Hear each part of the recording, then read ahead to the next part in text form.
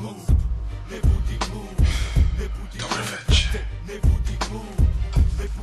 I was just re-listening to Russia's ambassador on the UN Council. I was re-listening to his statement, Vitaly Cherkin, on the statement he gave on the resolution of Srebrenica, which is like, yeah, I'm flabbergasted by what I'm hearing and what I'm reading. But yeah, I re-listened to what you were saying about why Russia vetoed the resolution. And for those who don't know, basically they were voting on whether to clarify what happened in Srebrenica as genocide, legally speaking. So this would have, like, you know, put it down on paper, and Russia vetoed. When I look at the nations that abstained, like, pains me to say, I'm not really shocked, really, either. But the vetoing, oh wow, that's an abomination. So Vitaly, first things first, jebem ti matru pichku. That's what I got to say to you. The thing that is really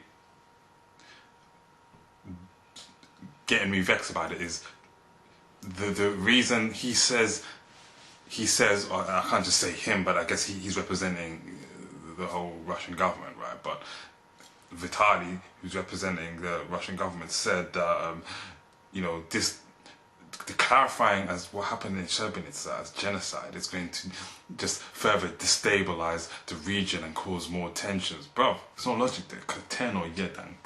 Are you nuts? You know what causes tensions? This is one of the big things over people's heads, and it hasn't come to a resolution. And it can never really, I mean, you can't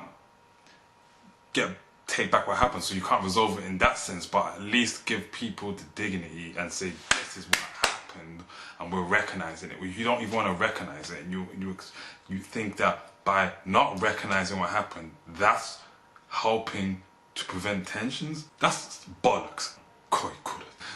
One of the biggest things that always comes up is, for example, like the infamous video that I initially did on this topic. People started telling me stuff like, oh, which is what Vitaly Cherkin also said about, oh yeah, how come the United Kingdom and America aren't getting brought up on charges of, you know, all the colonization that they've done, and to be more recent stuff like Iraq, and what about the NATO bombing of Belgrade? People love that one.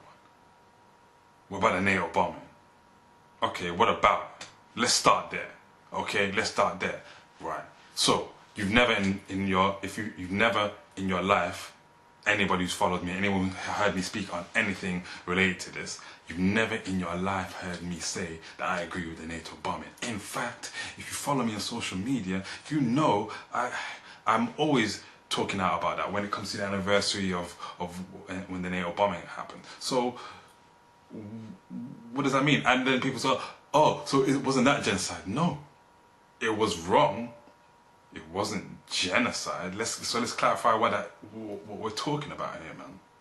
It was killing of innocent people. Damn right. It was definitely wrong. Like, damn right. And should USA and UK be brought up on? Should they be holding meetings about what's happened in Iraq? Sure. Yeah. Vitaly, you're right. Should all the things that he listed, you know what, I don't disagree with what he said, but how does that change the fact that what happened in Srebrenica is genocide? You can't change the fact that over 8,000 men and boys were buried in the ground in Srebrenica. It doesn't change anything. What this wrong over here means that this wrong over here is okay. That doesn't make sense to me. There's no logic. This is ridiculous. Crimes were done on both sides. Yeah, and that's why I don't hold up all these military intervention people as heroes, because I know I'm pretty aware that, you know,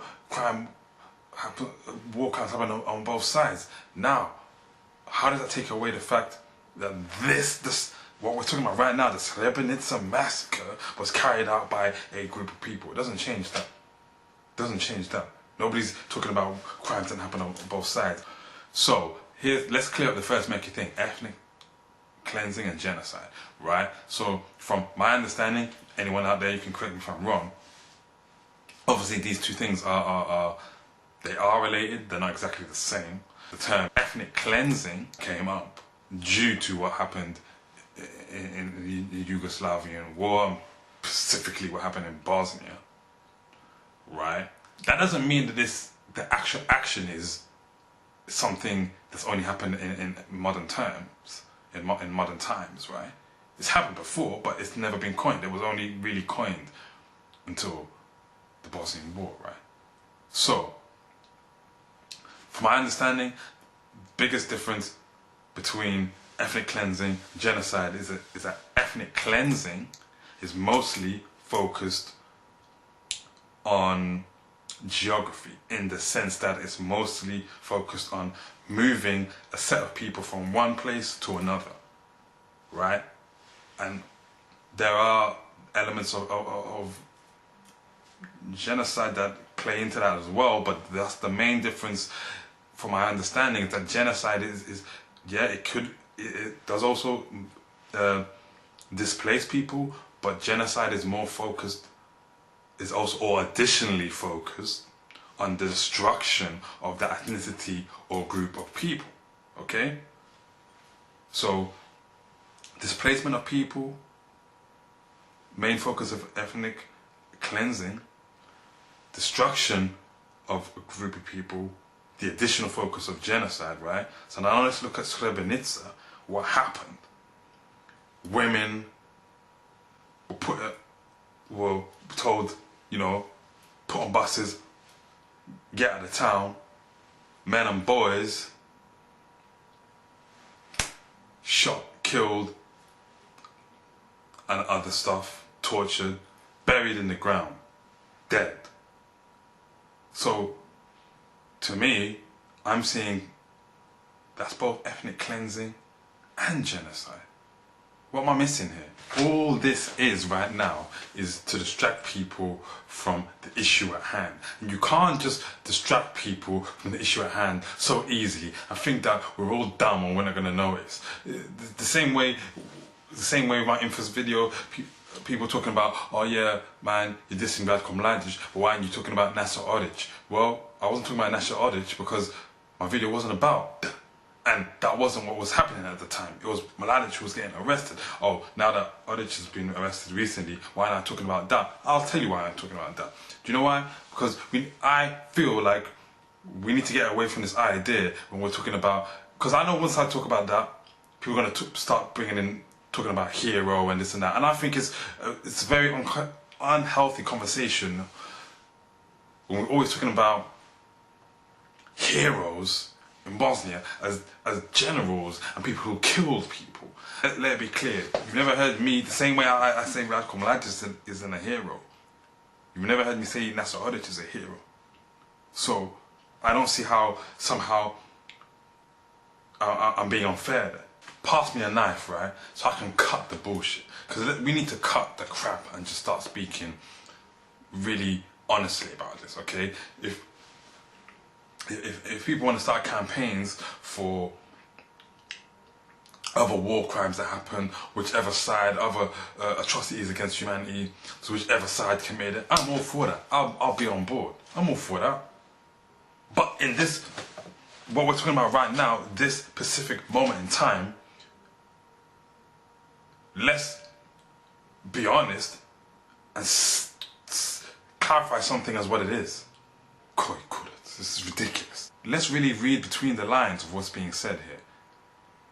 The Russian government are not saying, they're not actually outright saying what happened isn't genocide. They're saying we don't want to say that because then you're going to implicate our brothers as the only perpetrators of war crimes during the war in Bosnia. So you're slyly acknowledging what happened is genocide, but you don't want to formally acknowledge it because your brothers are going to be in trouble. It's disgusting. Useless nations. Jebem ti majku. Ciao. Vidimo se. the international community had a big part to play in what happened in Srebrenica.